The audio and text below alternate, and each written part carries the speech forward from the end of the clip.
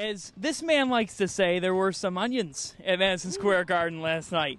Sterling Gibbs coming up big for Seton Hall for the 1-point victory. The Pirates advancing their first semifinal appearance since 2001. I'm here with Bill Raftery, former coach of Seton Hall for over a decade. Bill, what was that like for you to commentate and watch? Well, unfortunately, I wasn't here, but I was in my room. That's right. And the only disappointment I had is I wasn't here to say that word.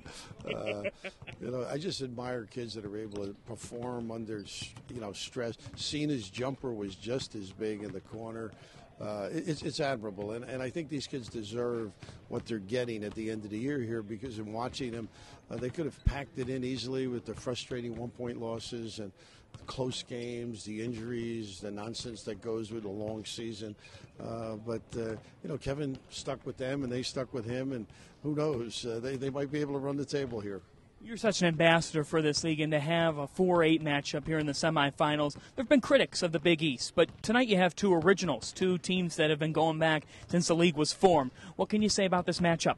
Well, I can recall back when the league was formed, we were sort of the struggling franchises, so to speak, and Dave Gavitt said everybody's going to have an opportunity to excel. And get their chance, and certainly in '87, Pitino got to the Final Four. In '89, PJ and Seton Hall got to the Final Four. So this is reminiscent of the old days where people might be saying some things about these programs, and these kids refuse to die and pack it in. So for me, it does remind me a lot of the formative years of the Big East. Eugene Teague, 13 of 19 from the field thus far in the tournament. He's got 23 boards as well. Been a double-double machine. He's been the beast down low, but tonight he faces Kadeem Batts, LaDante Henton. Providence isn't that deep, but they've got tons of experience. Ed Cooley's formed one of the really good stories around college basketball. What is the key to this matchup? You've done your homework here, John. I'm very impressed. That's great. Were you in the scouting room there when they were going over with the opponent? Teague is, obviously with that concussion problem, coming back and talking to Kevin, he really took quite a while, because it's a mental issue certainly, but physically not in the condition that he was accustomed to being in. It took him a while.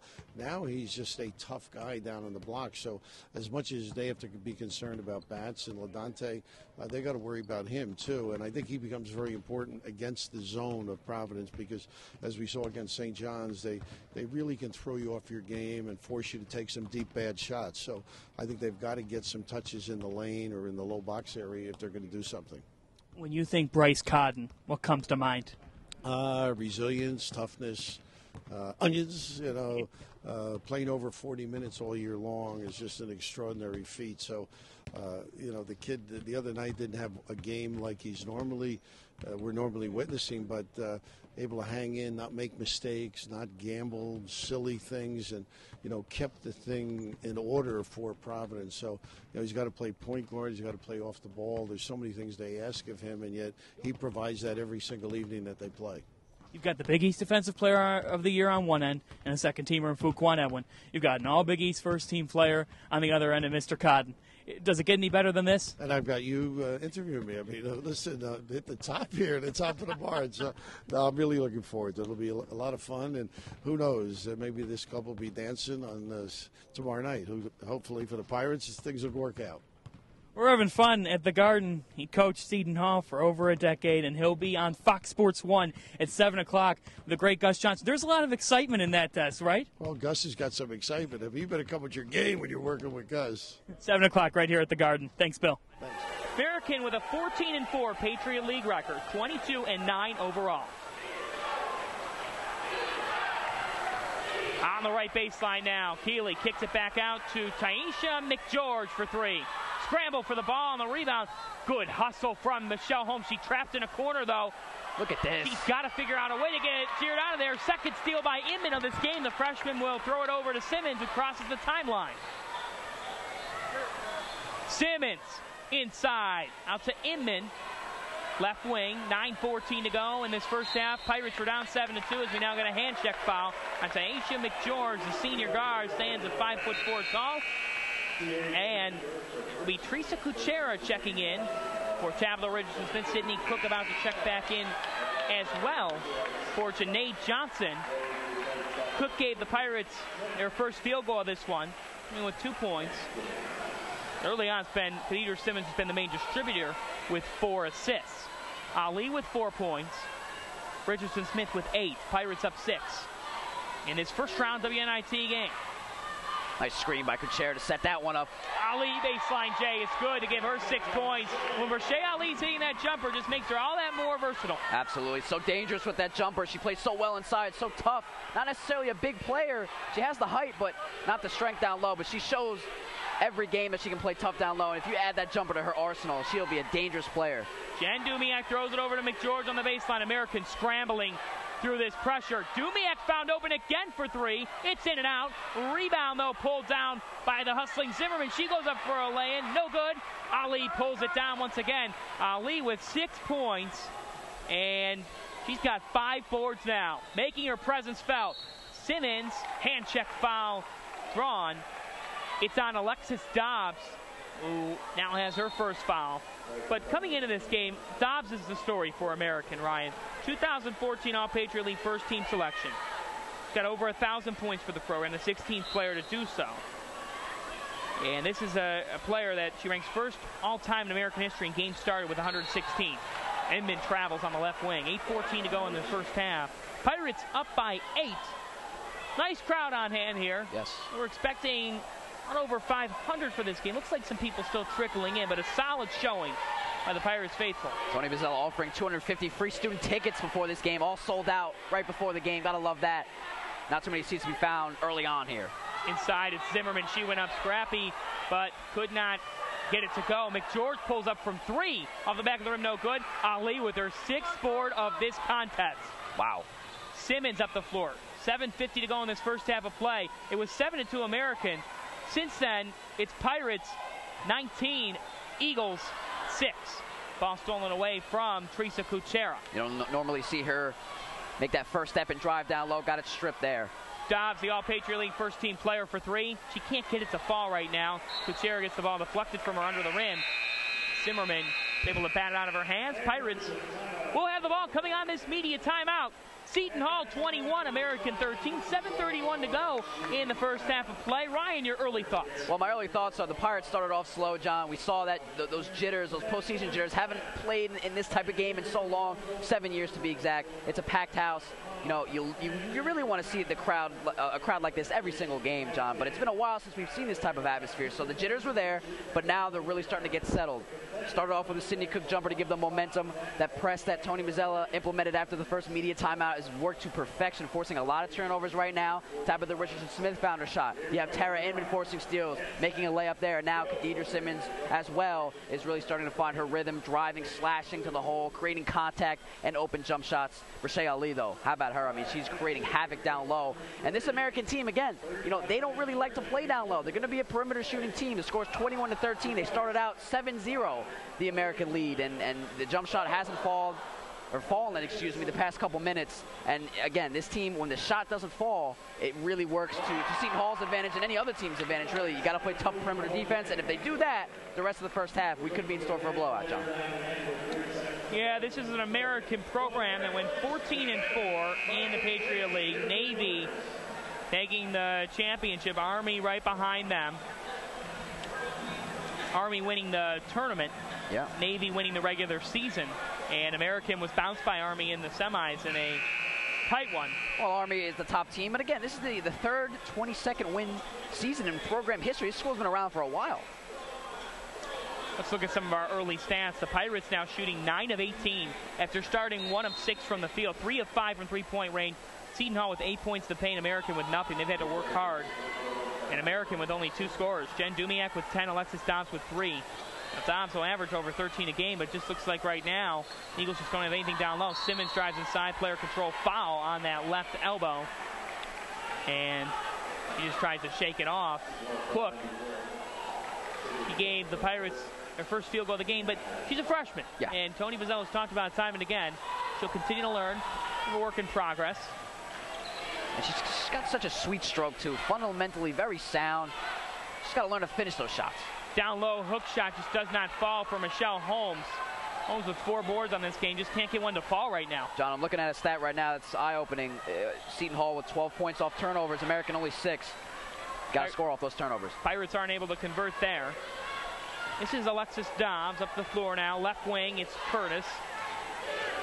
6:45 to go in the first half. Dobbs working over to McGeorge. Right baseline. There's Zimmerman to give American his first basket in the game that doesn't come from either Dumiak or Dobbs. And the Eagles are within 6 here with 6:30 to go in the first half of play. Cook, cross court to Kuchera. Jumper is good. She's got a mean stroke. For the first time in the program's history, Seton Hall will host back-to-back WNIT games. The Pirates will take on Princeton for a chance to advance to the Sweet 16 in the tournament. And I'm alongside Coach Tony Bozzella as the Pirates come off of a 3-point victory over American in first-round action. Coach, what did that victory come down to? Came down to, our will at the end and our ability to make some key defensive stops and make our free throws at the end, John. I thought, it was a hard-fought, tough game, and, we found a way to win. Brashay Ali with 18 points, 20 boards. And she's had some tough times in this season, nursing a shoulder injury, but has been able to persevere through the year. How special was it for you to watch that effort? Well, it was great, and we had talked about it in the show before that, I said to Brashay, there's only one person that could stop you, and she goes, I know, it's me. She played within herself. She played confidently. She dominated the game on both ends of the floor. I mean, even those defensive rebounds got us into some transitional opportunities, and she's playing with a very bad shoulder and, honestly, a very bad knee, which she sat out 3-4 weeks of this year. But she's a warrior. She's a winner. She's been coached by some great people like Apache and, at Nazareth, and, she's a winner. The Princeton Tigers coming off of a big win over VCU. They put up 94 points. This is a team, Coach, that ranks among the best in shooting percentage. They really can light you up, and they have a very good bench as well. Some quality wins, some lows. This team knows how to shoot, though. How do you stop them? Well, absolutely. Obviously Courtney's done a great job, and I've said this, they're one of the top teams not only in our area but in the country, and we aspire to win championships like they have, to be held to a high regard like they are. So this is going to be a great benchmark for us. I mean, I was shocked, John. We haven't played them in 18 years, a school right down the street from us. So we certainly need to, build a rivalry with them. I mean, they're very well coached. They shoot the ball well, John, really well. They rebound the ball really well. They have some really talented players. I mean, the Wheatley kid's great. Dietrich kid's great. I mean, they have a lot of other really good players. They play intelligently. They play smart. They play tough. And we're in for a great challenge. And we're going to need all our home crowd to help us pull through on this one. Is there a major adjustment that you saw from the victory from American? You're able to hold them off. They fought very tough. But what is the biggest thing that this game will come down to? Well, I'm really concerned about our three-point field goal defense. American made 9 and with their top 2 kids making them. If we let their top 2 kids at Princeton get open looks, we're going to have a big problem. Those 2 kids shoot the ball real well, but they do the high-low well, too, and they're post up strong. I mean, they're a very complete team. I guess we're going to try and, battle them as hard as we can. Again, hopefully we can rebound the ball and get into transition because they're going to try and rebound the ball and get in transition. So it's going to be a matter of who can stop who in transition. And in the half court, we've got to do a good job of, limiting their top 2 3-point shooters to getting open looks. The tickets for students are on Seton Hall Athletics. It's right here at Walsh Gymnasium, Sunday evening at 5 o'clock. It's WNIT second round action. The Pirates taking on Princeton, this New Jersey area matchup. With Tony Bozzella, I'm John Fanta for the Pirate Sports Network. The Pirates got going with Danielle DeStazo's 2-run double, and they never look back, hanging on to beat Providence 7-5 for the sweep. And I'm here with 2 stars from the victory, Jazzy Harrell and Jen Metzger.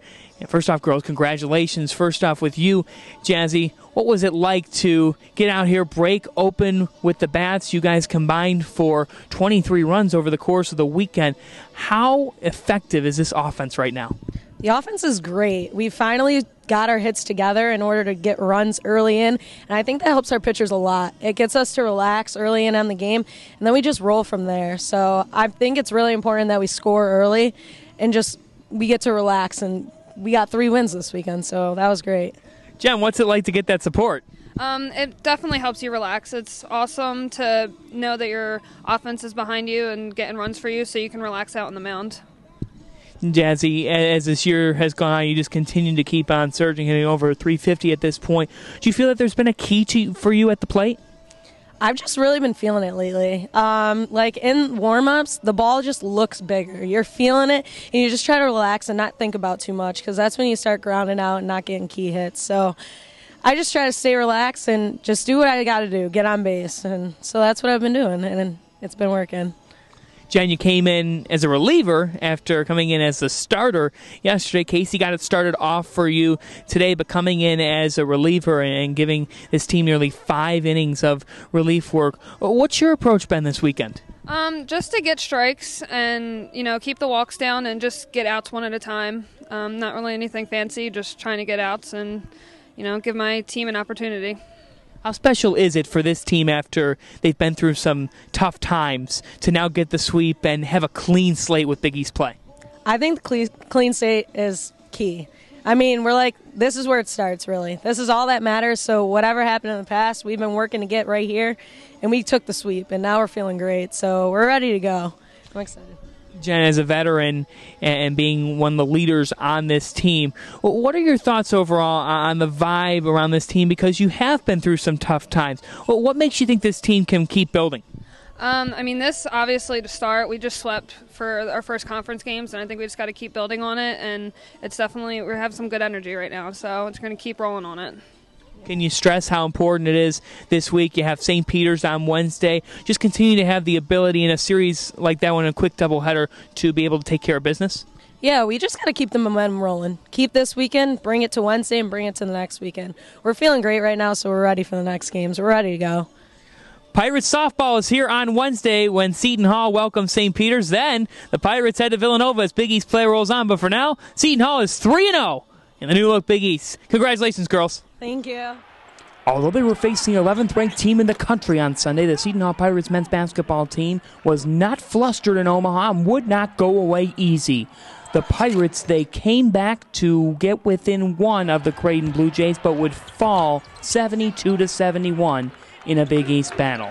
Fuquana had 21 points on 7 of 15 shooting, but All-American Doug McDermott bested everybody. McDermott with 29 points, just a little too much for the Pirates. Seton Hall had a presence down low in Gene Teague, who had 14 points and 11 boards. He put together his 7th double-double of the season. Patrick Auda had 12 points, 5 rebounds, and 3 assists, and Jaron Cena played 37 key minutes at point guard.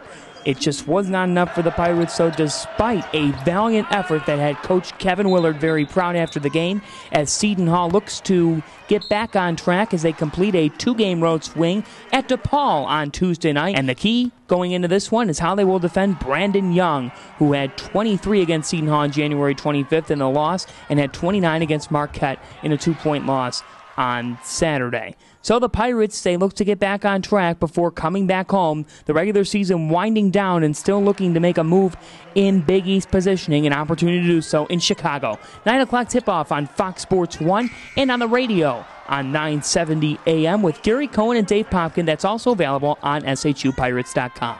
With this men's basketball update, I'm John Fanta for the PSN. The first time in 13 years, the Seton Hall men's basketball team will be playing at the Garden in the Big East Tournament semifinals. The Pirates advance on Sterling Gibbs' game-winning jumper to win 64-63 on Thursday over the third-ranked team in the nation, the Villanova Wildcats. The Pirates had never beaten a top 3 team in their program's history. That all changed with one shot from Sterling Gibbs. Eugene Teague had 19 points and 12 boards. Patrick Auda was a force in the first half for the Pirates as he got going early and scored in double figures as well. Seton Hall had a big jumper from Jaron Cena with under 20 seconds to go. The lead would change 4 times in the final minute of the ball game as the Pirates find a way to escape past Villanova and keep the magic rolling. The Pirates are rolling on. The ship continues to sail as they are in the Big East semis on Friday night at 7 o'clock right here in New York, New York. Reporting for the Pirates Sports Network from Madison Square Garden, I'm John Fanta.